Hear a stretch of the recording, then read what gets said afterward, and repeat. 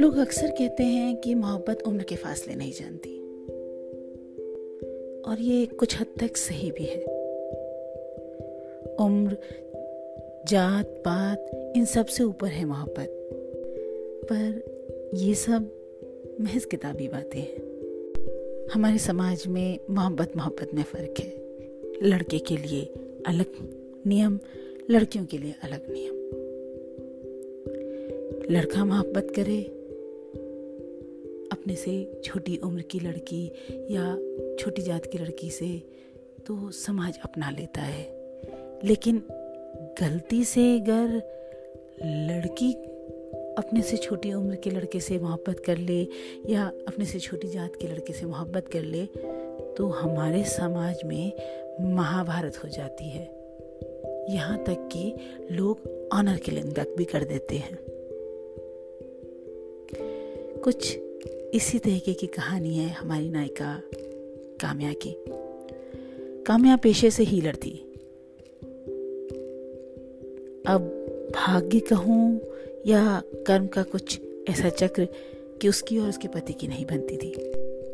अपनी शादीशुदा जिंदगी से तंग आकर सुकून की तलाश में काम्या अध्यात्म की ओर मुड़ गई, जहाँ वो कुछ ध्यान की प्रक्रियाएं करने लग गई और न जाने कैसे वो धीरे धीरे अध्यात्म में इतनी रच बस गई कि वो खुद एक हीलर बन गई। अब वो बहुत से लोगों की मदद करती है और अपने शहर में उसकी अपनी एक बड़ी पहचान है। हीलिंग के सिलसिले में अक्सर लोग फेसबुक वगैरह के जरिए उससे संपर्क करते हैं। उसका व्यक्तित्व भी ऐसा कि कोई भी उसकी ओर आकर्षित हो जाए। उसके इसी आकर्षण को देख आदित्य, जो इंदौर का रहने वाला था, वो उसकी तरफ बढ़ गया। शुरू में तो वो काम्या से हीलिंग लिया करता था, पर धीरे धीरे कब मन ही मन वो काम्या से प्यार करने लगा, पता ही नहीं चला।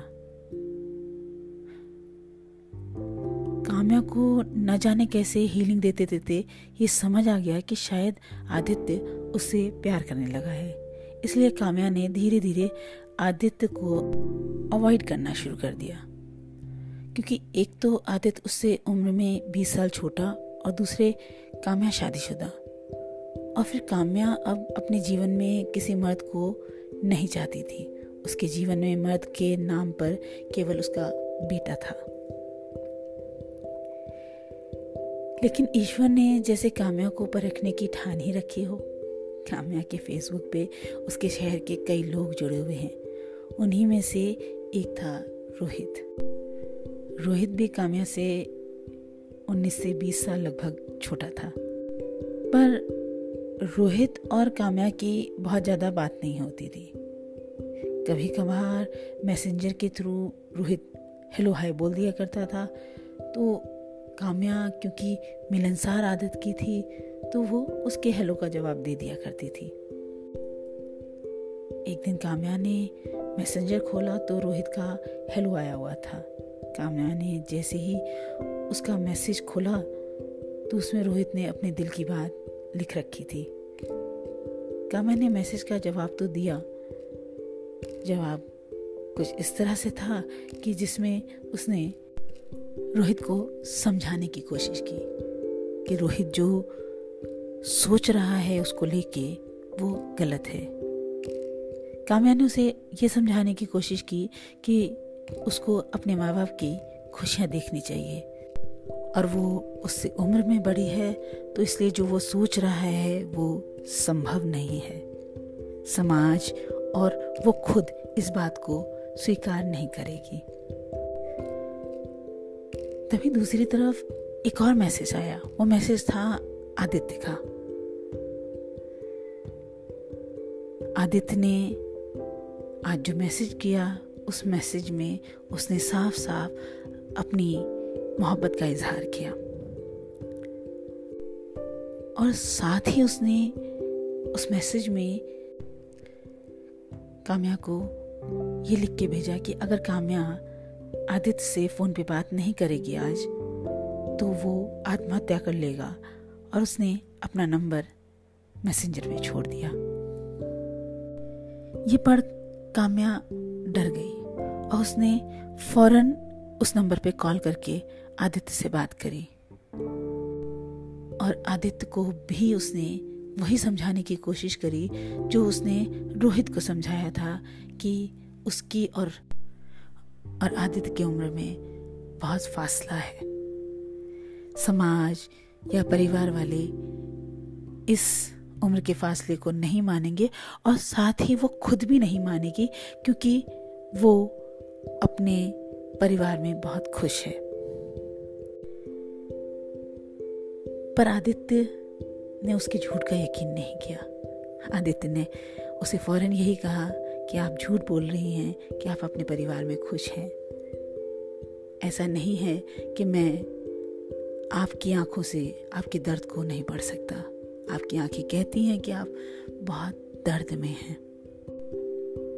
काम्या ने उससे कहा कि वो जो जैसा समझ रहा है ऐसा कुछ भी नहीं है, वो गलत सोच रहा है। पर साथ ही काम्या को लगा कि अगर वो आदित्य से बात करती रहेगी तो धीरे धीरे वो आदित्य को ये समझा पाएगी कि वो उन दोनों के बीच कोई संबंध नहीं हो सकता। और वैसे भी काम्या के जीवन में उसके बच्चों के अलावा कुछ और रखा ही नहीं था। ये बात उसने आदित्य को तो जाहिर नहीं होने दी, पर वो अपने मन में इस बात को बहुत अच्छी तरीके से जानती थी। और फिर काम्या को ये भी लगा कि इंदौर का रहने वाला आदित्य दिल्ली में रहने वाली काम्या से कितने दिन तक प्यार कर लेगा। लॉन्ग डिस्टेंस रिलेशनशिप कभी चलते ही नहीं है। एक दिन तंग आके वो खुद ही उसको छोड़ देगा और भूल जाएगा। इसलिए वो आदित्य से बीच बीच में बात करती रही ताकि आदित्य कोई गलत कदम ना उठा ले अपने जीवन के साथ। साथ ही वो रोहित को भी यही समझाती रही कि जो रोहित सोच रहा है वो बहुत गलत है। पर दिल्ली जैसे शहर में लोग एक दूसरे को कितना मिलते हैं, कितना जानते हैं, पर रोहित काम्या को बहुत अच्छे से जानता था क्योंकि वो काम्या के घर के बहुत नज़दीक रहता था। काम्या रोहित के घर वालों को जानती थी और वो नहीं चाहती थी कि कुछ भी ऐसा हो जो समाज में किसी भी तरीके का उसे क्रोध का सामना करना पड़े। वो रोहित को समझाती रही कि रोहित जो सोच रहा है वो गलत है, उसे अपने माँ बाप की तरफ ध्यान देना चाहिए, अपने परिवार की बात सुननी चाहिए। पर रोहित नहीं माना, और रोहित ने तो यहाँ तक कि अपने माँ बाप को भी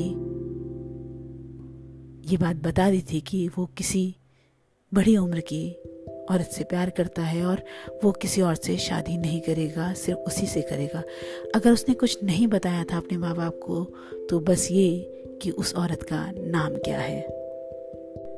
पर काम्या फिर भी यही कोशिश करती रही कि किसी तरीके से रोहित उसकी बात समझ जाए और उसके और रोहित के बीच में जो उम्र का फासला है उसे समझे और काम्या से प्यार करना बंद कर दे। पर जाने कैसे धीरे धीरे रोहित से बात करते करते काम्या के मन में भी रोहित को लेकर मोहब्बत के जज्बात जागने लगे और वो अपनी भावनाओं के बहाव में बह गई। होता है, कई बार होता है कि इंसान ना चाह के भी उन भावनाओं में बह जाता है जहां वो जाना नहीं चाहता। कई बार उसके कमजोर रिश्ते उसको दूसरे रिश्ते की तरफ बढ़ा देते हैं, क्योंकि हर इंसान मोहब्बत चाहता है अपने जीवन में। और काम्या तो बेचारी अपने पति से कभी मोहब्बत मिली ही नहीं उसे, तो मोहब्बत के नाम पे उसका दिल तो खाली था, और उस खाली दिल में कोई धीरे से अपना कब्जा करता चला जा रहा था। अब लगभग हर दिन काम्या और रोहित मैसेंजर पे एक दूसरे से बात करते, पर किस्मत को शायद कुछ और ही मंजूर था। एक दिन उसका मैसेंजर खुला रह गया और काम्या के बेटे ने रोहित का मैसेज पढ़ लिया। और माँ के दुख में कितने भी बच्चे शामिल हों, पर माँ किसी और से प्यार करे उनके पिता को छोड़ के, ये कोई भी बच्चा नहीं चाहेगा, चाहे उनको अपनी माँ की तकलीफें दिख रही हों तो भी। पिता का गैर औरत से प्यार बच्चे बर्दाश्त कर लेते हैं हमारे समाज में, लेकिन माँ किसी और से प्यार करने लगे पिता को छोड़ के, तो हमारे समाज में आज भी बच्चे स्वीकार नहीं करते। सो काम्या के कैसे कर लेते। आखिरकार वही हुआ जो हमारे समाज में होता है। काम्या के बेटे ने काम्या से इस बारे में बहुत बात करी और काम्या को ये समझाया कि वो दुनियादारी नहीं समझती है। आजकल के लड़के केवल उस जैसी अमीर और सक्षम औरतों को बेवकूफ बनाने के लिए रिश्ता जोड़ते हैं, और उन्हीं में से एक है रोहित। पर काम्या जानती थी कि रोहित उससे सच्चा प्यार करता है, पर क्या करती। बेटे की नाराजगी, बेटी की नाराजगी कैसे झेलती, क्योंकि उसके जीवन में तो उसके बच्चों से ऊपर कोई भी नहीं था। तो आखिर काम्या ने भी अपने बच्चों की बात मानी और अपने दिल में उपजे उस प्यार के बीज को हमेशा के लिए दिल में दफन कर दिया।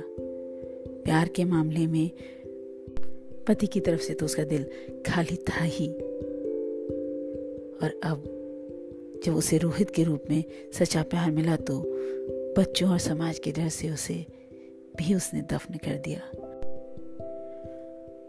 हमारे समाज में न जाने कितनी काम्या समाज और अपने बच्चों और परिवार के डर से अपने प्यार को दफन करती आई हैं और करती रहेंगी। न जाने कब तक ये समाज ऐसी काम्याओं के सीने पे सांप बन कुंडली मार के बैठा रहेगा। खैर छोड़िए, क्या कर सकते हैं। हमारे समाज में बदलाव जाने कब आएगा। मैं भी चलती हूँ, फिर किसी दिन मिलूंगी आपसे किसी और खाली दिल के साथ। तब तक आप अपने दिल का ख्याल जरूर रखिएगा।